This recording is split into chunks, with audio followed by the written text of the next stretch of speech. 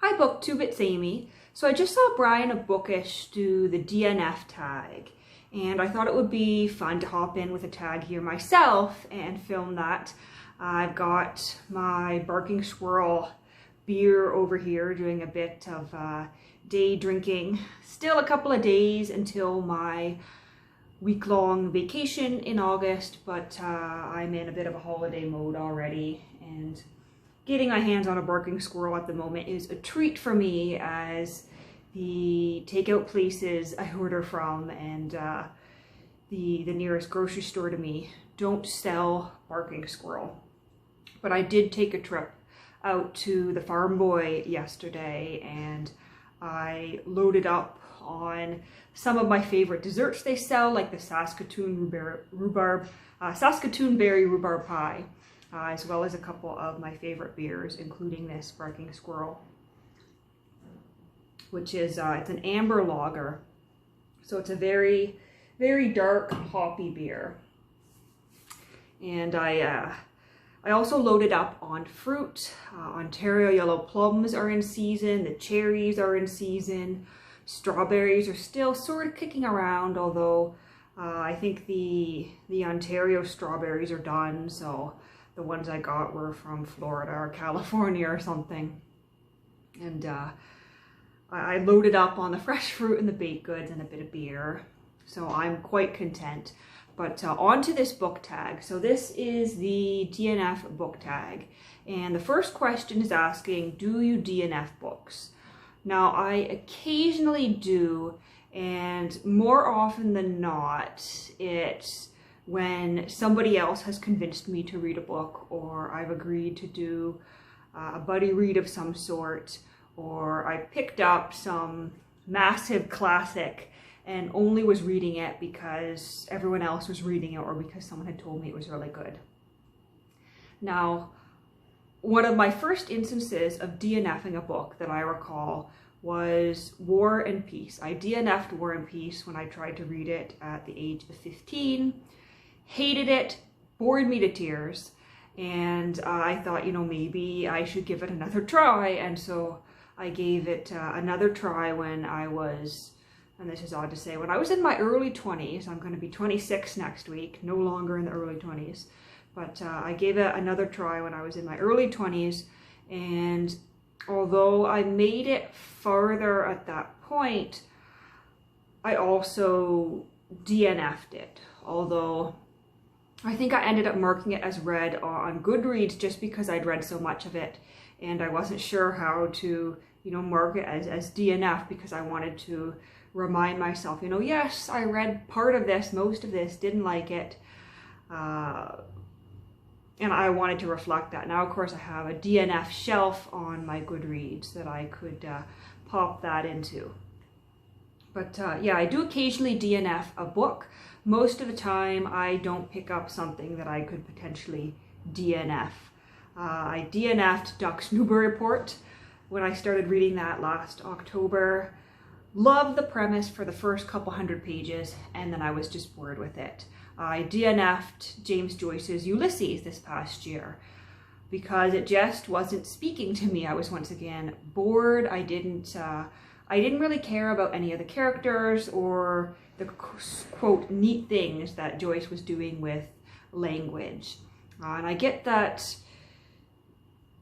you know, War and Peace, Ulysses, there are people who love those novels, but they just aren't for me.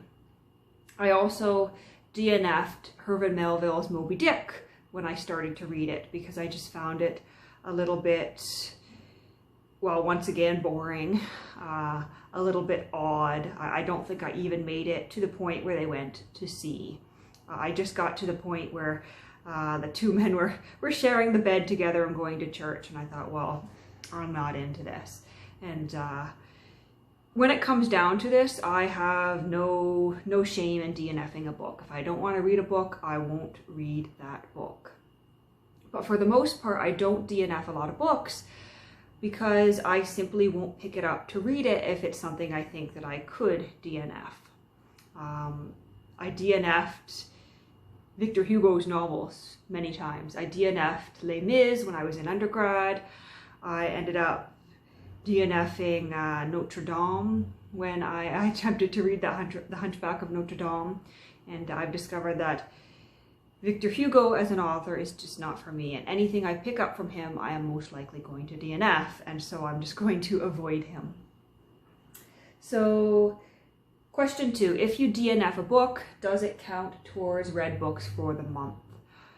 No, it doesn't. I do not count it in my mind as a read book. I have occasionally put a DNF'd book, as I said, on my Goodreads shelf as read, just because I wasn't sure how to count it, and Goodreads is quite annoying. For the longest time, it was very difficult, or at least I couldn't figure out how to remove a book from my shelves completely, because it either wanted you to leave it as want to read, currently reading, or read, and so often I just ended up putting read because I was no longer currently reading it, and I couldn't figure out how to remove it from my shelves entirely.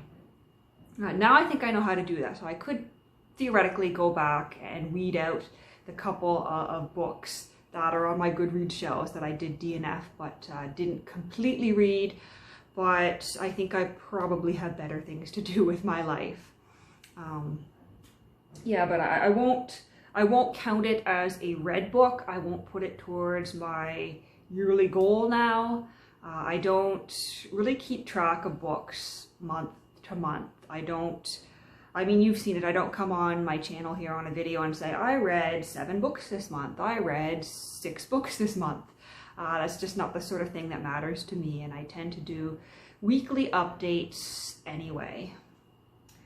Third question, is there a difference between DNF and just putting it down for a bit?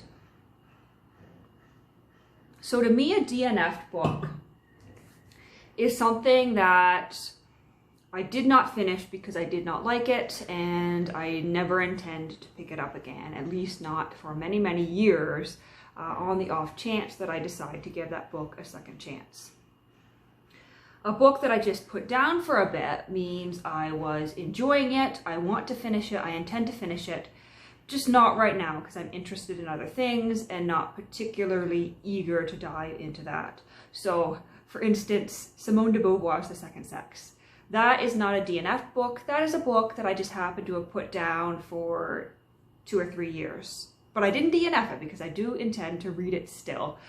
So I guess the distinction between that is a little bit nuanced, a little bit absurd. But to me, a DNF book is something I didn't like, never intend to read it again. A book that I put down is something that I was enjoying, I do intend to read it again. And it doesn't matter how much time has gone by, it's still not a DNF'd book to me. Another distinction is that a DNF'd book is sort of tossed from my apartment. I throw it out the window, so to speak. Actually, in reality, I walk it over to one of the several little free libraries in my neighborhood. But a book I've just put down goes back on either my reading table, where The Second Sex is right now, or it goes on the TBR shelf, the to be read bookshelf, which is a great big pressed wood Canadian Tire bookshelf with, let's see, 1, 2, 3, 4 shelves. The bottom shelf is DVDs, so that doesn't count. But yeah, there is a distinction. So question 4, what popular book have you DNF'd? So I've mentioned a few already. I have DNF'd War and Peace, I've DNF'd James Joyce's Ulysses, and I DNF'd Duck's Newburyport. And you know, all those books seem to have in common the fact that they're long. And now that I think about it, I think I'm more likely to DNF a longer book than a shorter book that I don't like. If I'm reading a short book that's only a couple hundred pages and I'm not liking it, I'm more likely to just push through and finish, as opposed to I'm not liking a book that's 1,000 pages long and I have 800 pages left. So I think that's why my DNF books tend to be the long ones. It's not because I hate long books. I read a lot of long books, but it just tends to be that I'm more inclined to quit on a long book I don't like than on a short book I'm not enjoying all that much. And I think my perspective too is that when I pick up a book, I pick it up because I think it has something to offer, because I'm going to discuss it with someone. And if I feel that it's something I can easily get through in a couple of hours, even if I'm not liking it, I'll still tend to push through just so that I can have that conversation and glean whatever nuggets from it may be interesting. But, you know, with a longer book, it's a larger time commitment, and I don't have the patience to read a long book I don't like. Question 5, what book do you wish you had DNF'd? So I sort of wish that I had DNF'd Robinson Crusoe. I read that I listened to it on audiobook earlier this year, and I greatly enjoyed the first 3 or 4 hours of listening to it. But after that, it just sort of drudged on. It was sort of the same old descriptions of how he managed to grow agriculture on the island, how he managed to tame a goat, how he built a raft or a boat, how he was hiding there, how he built a wall. And that's okay, that's interesting for the first couple hours you're listening, but after a bit it gets to be a bit boring. But you know, I paid for the book, and so I didn't want to spend more to get a new audiobook for the month, because I listen to the audiobooks mainly when I'm out for my walks, and so I did continue to listen to that even if it wasn't piquing my interest all that much. And I do believe I did zone out a little bit, but most of the time I have no regrets about what I did or did not DNF, because I mean, what's the point in having regrets about that? Question 6, do you ever reattempt to read a DNF? Has this ever been successful for you? So I did attempt to read War and Peace a second time, and it was unsuccessful. And so for the most part, my perspective is that there's no point in reading something I didn't like, because if I didn't like it then, it's pretty unlikely that I'm going to like it now, and there are so many other books to read and other books to spend my time on. So question 7, what do you do with books you DNF? As I said before, I toss them out the window, so to speak.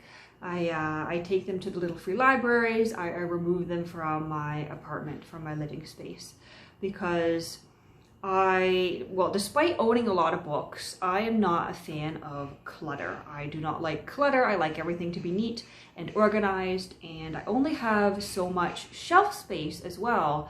And so I'm not going to keep a book that I didn't like, that I didn't finish, and that I have no intention of reading again. There's really no point to let it take up space in my home when somebody else could be reading it, could be enjoying it, and the space it's taking up could be taken up by a much better book.